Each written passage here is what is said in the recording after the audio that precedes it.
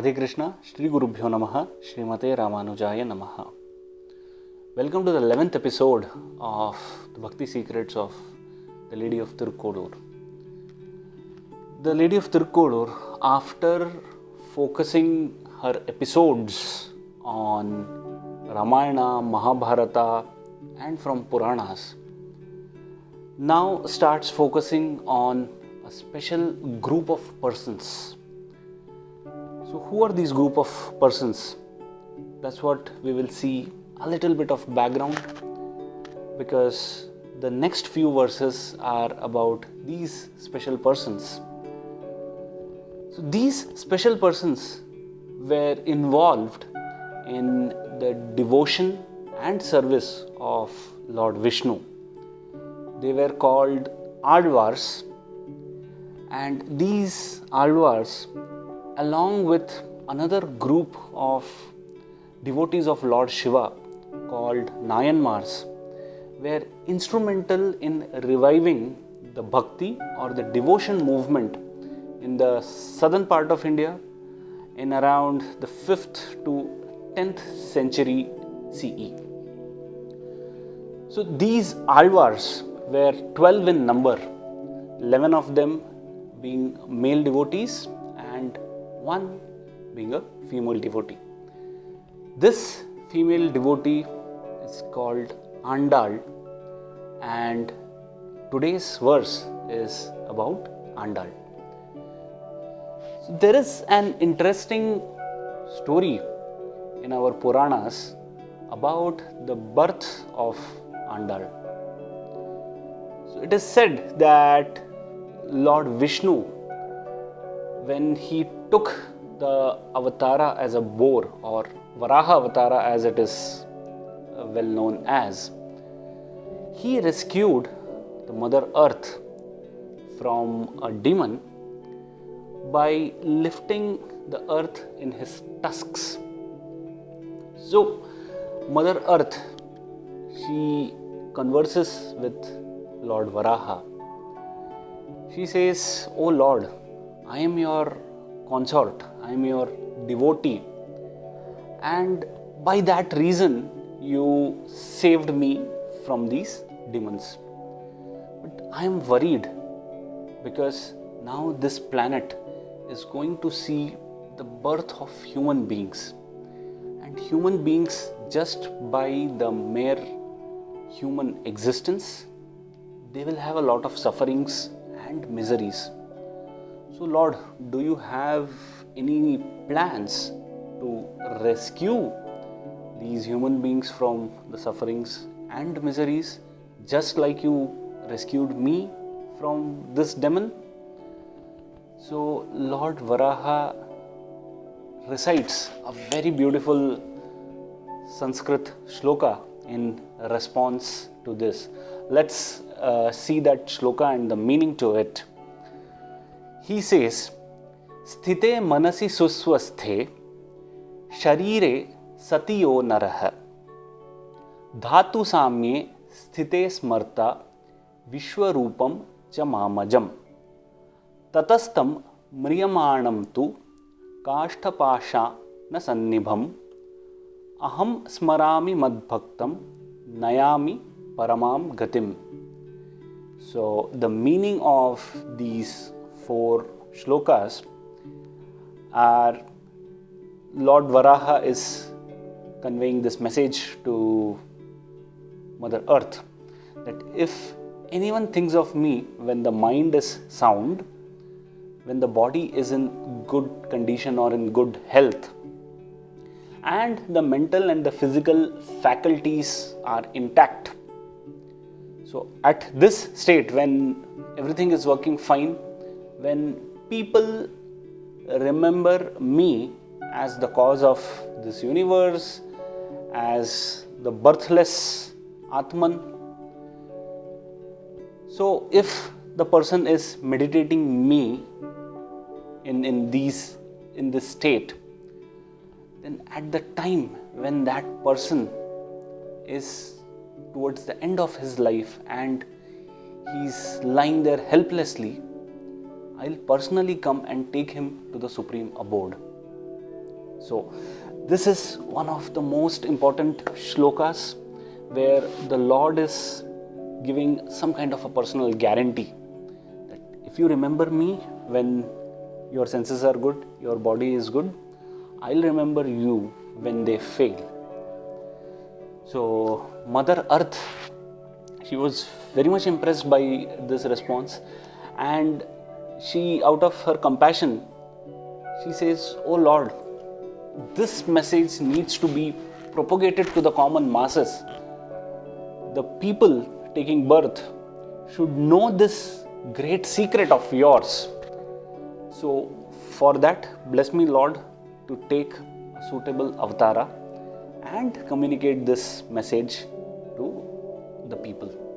So that's the compassion of Mother Earth. Anyways, even in the normal days, she is always compassionate. In fact, we humans are pouring our atrocities on her, yet she chooses not to complain. So this was an extra act of compassion where she chose to be born as a human being to convey the message to all the human beings. So that's the history, which is this story is found in our Puranas. So she took the birth as Andal. So it is said that Andal was not born out of human parents, but she is a Swayam avatar. She just appeared. Now her appearance happened beneath a Tulsi plant. Now this Tulsi plant was located in the garden of another Alvar called the Periyalvar. So he was one amongst the 12 Alvars which I had mentioned in the introduction paragraph. So Periyalvar was a devotee of Lord Vishnu. In fact, he is called the Kali Yuga Yashoda because he had that kind of a motherly love for Krishna. So his main act of devotion was to pluck flowers from his garden, prepare nice garlands and offer it to the temple of Lord Vishnu. We'll hear more about him because the next verse is about Periyalvar. So let's get back to Andal's story. So in one of his morning duties, when he was plucking the flowers from his garden, he noticed this little cute child beneath the Tulsi plant. So he carried her, and thinking of it as a blessing from Lord Vishnu, he started raising her and treating her as his own daughter. Now he used to raise her by telling all the glories of Lord Krishna. Little Andal, she also saw her father doing all these devotional duties, and she also naturally got attracted to this art of making garlands and offering it to Lord Vishnu. So that's one message for us. It's like the children, they learn more not from the parents talking to them or tutoring them, but they rather learn fast by seeing what their parents do. So if we want to have a positive influence on our child or children, so we know the secret.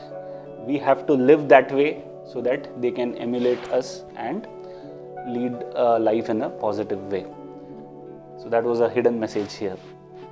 Now when Andal started this art of making garlands, out of her extreme love for Lord Krishna, which was created by hearing continuous glories from her father, as well as doing this activity of making garlands, she used to do something peculiar. So in the temple of Lord Ranganatha in a place called Srirangam. She used to go there with the garland, and she used to peek into the well and see her own reflection wearing that garland.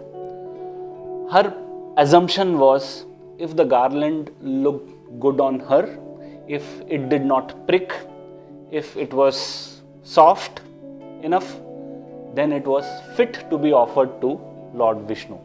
So that was her compassion, that even the garland which she used to make, that had to be apt and fit for Lord Vishnu. So she used to experiment those garlands on herself.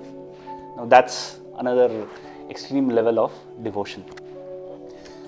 Now what happened was, she had reached the age of 5, and in accordance with the customs and traditions prevalent in those times, her father started looking for a suitable match for her.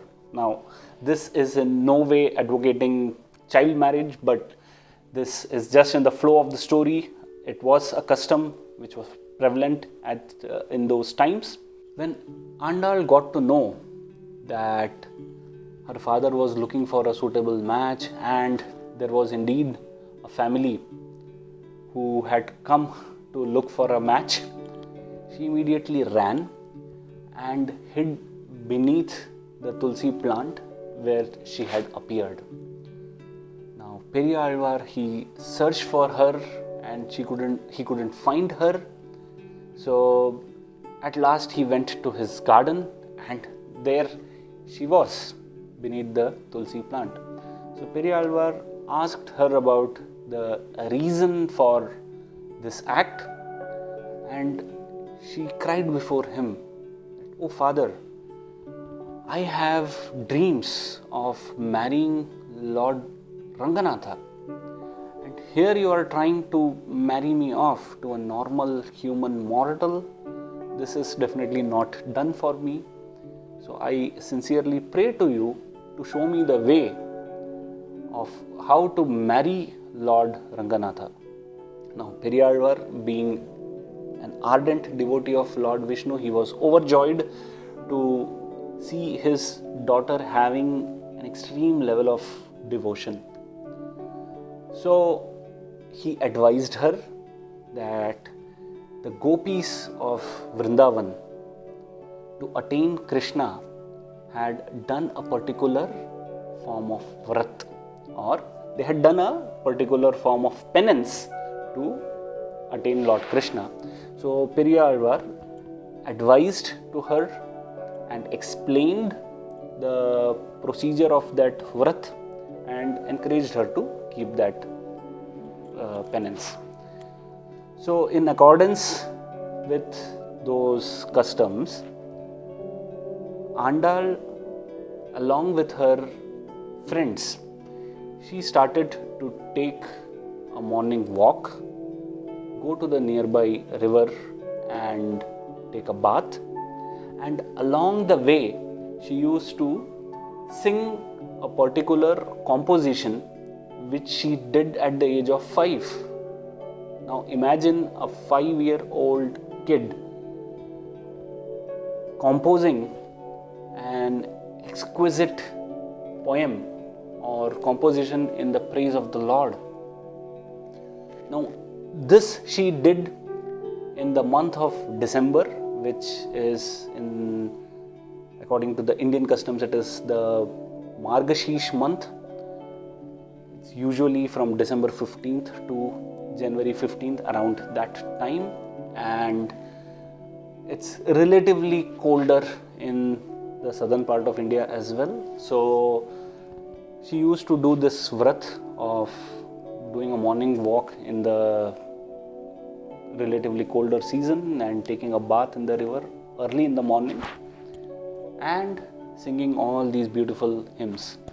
So the number of hymns she sang in praise of Krishna was 30 in number, and that beautiful composition is called Tiruppavai, which is still sung in many South Indian households, and they worship Andal by reciting this Tiruppavai. So, Andal Thiruvadigale Sharanam, or salutations to the divine feet of Andal. Now, this Tiruppavai is not only sung in India, but even Thailand has their own version of Tiruppavai.